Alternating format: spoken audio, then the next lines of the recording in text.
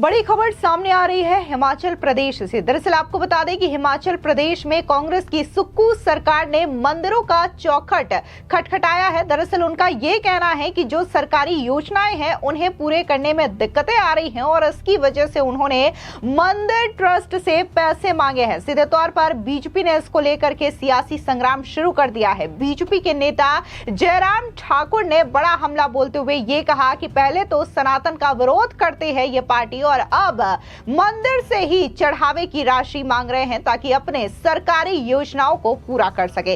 दरअसल आपको बता दें कि कांग्रेस के राज में हिमाचल प्रदेश सरकार का खजाना खाली हो चुका है। इस स्थिति में आए दिन नए फरमान आते रहते हैं। अब नौबत ये आ चुकी है कि मंदिरों के पैसे से सुखविंदर सिंह सुक्खू फ्री की योजनाओं का सुख लोगों को देना चाहते हैं। हिमाचल प्रदेश की सुखविंदर सिंह सुक्खू सरकार ने प्रदेश के 36 बड़े मंदिरों को एक खत लिखा है और ये कहा है कि जल्द मंदिर की तिजोरी से पैसा भेज दो ताकि सरकारी योजनाएं चलाई जा सके। इससे कहना गलत नहीं होगा कि हिमाचल प्रदेश की कांग्रेस सरकार अब भगवान भरोसे चल रही है। जानकारी के मुताबिक हिमाचल प्रदेश सरकार के एक विभाग के सचिव ने डिप्टी कमिश्नर को खत लिखा है जिसमें कहा गया है कि मंदिर ट्रस्ट का पैसा सरकारी खजाने में जमा कराया जाए ताकि वे उस पैसे को सरकारी योजनाओं को चलाने में खर्च कर सके। रिपोर्ट के मुताबिक कला, भाषा और संस्कृति विभाग ने 29 जनवरी को लिखे पत्र में मंदिर ट्रस्ट से योजना के लिए धन देने को कहा है।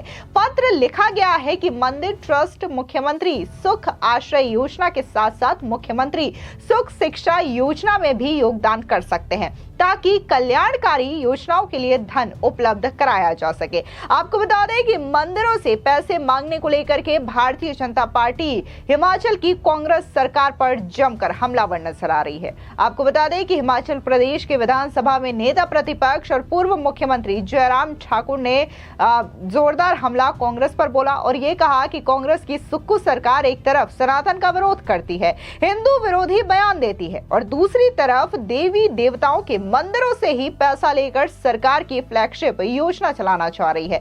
सुक्खू सरकार के द्वारा मंदिरों से पैसा मांगा जा रहा है। इसके लिए अधिकारियों पर दबाव भी बनाया जा रहा है कि जल्दी से जल्द पैसा सरकार को भेजा जाए। सरकार के इस फैसले का भारतीय जनता पार्टी विरोध करती है।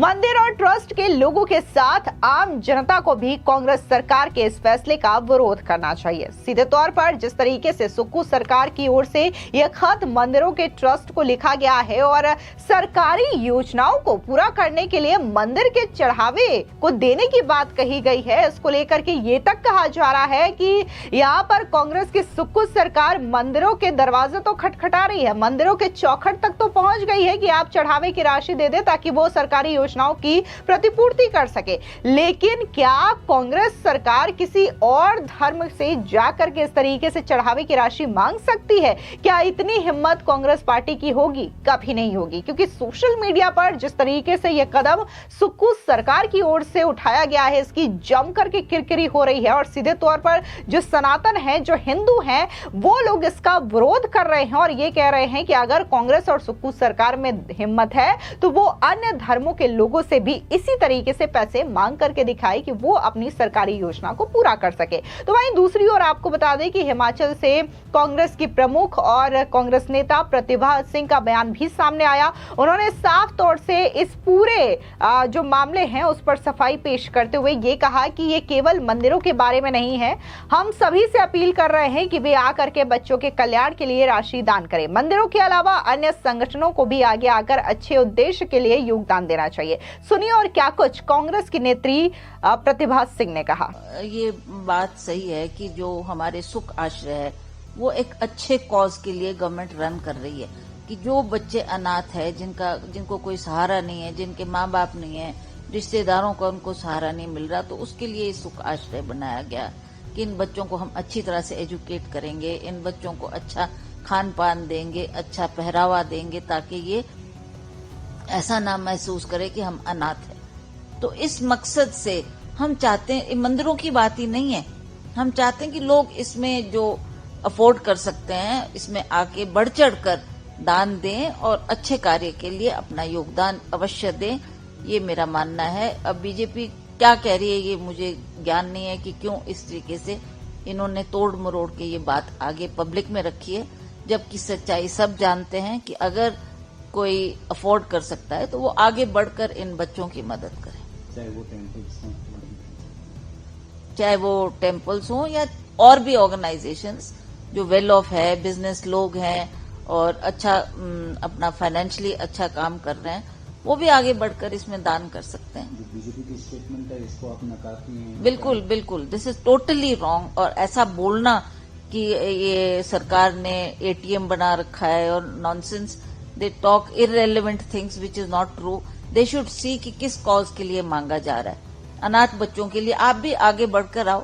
मैं बीजेपी के लोगों से भी आह्वान करती हूँ कि आप भी अच्छे कॉज के लिए इन बच्चों को इनका भविष्य सुधारने के लिए हम सब पार्टी से ऊपर उठकर इन लोगों की मदद करें। आपको बता दें कि गरीब और अनाथ बच्चों की मदद के लिए उद्देश्य से सुख आश्रय योजना लाई गई थी, जिसमें 14 साल की उम्र तक के 1000 रुपए और 18 साल की उम्र तक 2500 रुपए प्रति महीने देने की बात कही गई है। इसके अलावा 27 साल की उम्र तक हर महीने 4000 रुपए जेब खर्च का वादा किया गया था। हाई एजुकेशन का खर्च उठाने का भी वादा किया गया था। स्टार्टअप शुरू करने से घर बनाने और शादी के लिए 2 लाख रुपए तक की मदद का भरोसा सुक्खू सरकार की ओर से दिया गया है। इस तरह हिमाचल में सुख शिक्षा योजना से पात्र महिलाओं और विकलांग माता पिता को 18 साल से कम उम्र के बच्चों की शिक्षा, स्वास्थ्य और पोषण संबंधी खर्चों को पूरा करने के लिए 1000 रुपए का महीने अनुदान देने का वादा किया गया है। इसके अलावा ग्रेजुएशन, डिप्लोमा या कोई वोकेशन कोर्स के लिए बच्चों को ट्यूशन और हॉस्टल देने का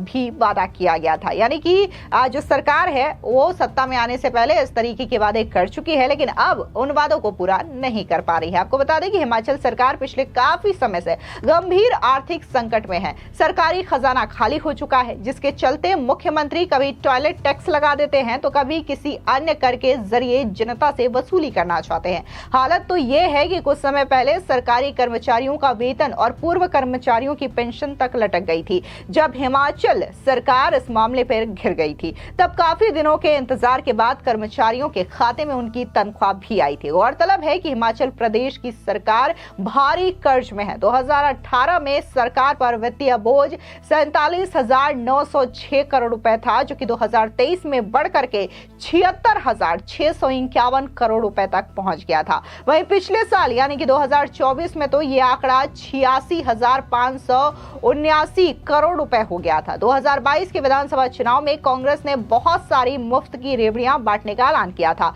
सरकार बनने के बाद महिलाओं के लिए हर महीने 1500 रुपए, हर महीने 300 यूनिट तक मुफ्त बिजली और पुरानी पेंशन योजना को बहाल करने समेत कई योजनाओं की गारंटी दी गई थी। इतना ही नहीं, 5 साल में 5 लाख नौकरियों का भी वादा कांग्रेस ने किया था, लेकिन इनमें से कोई भी वादा पूरी तरीके से सरकार की ओर से निभाया नहीं गया है।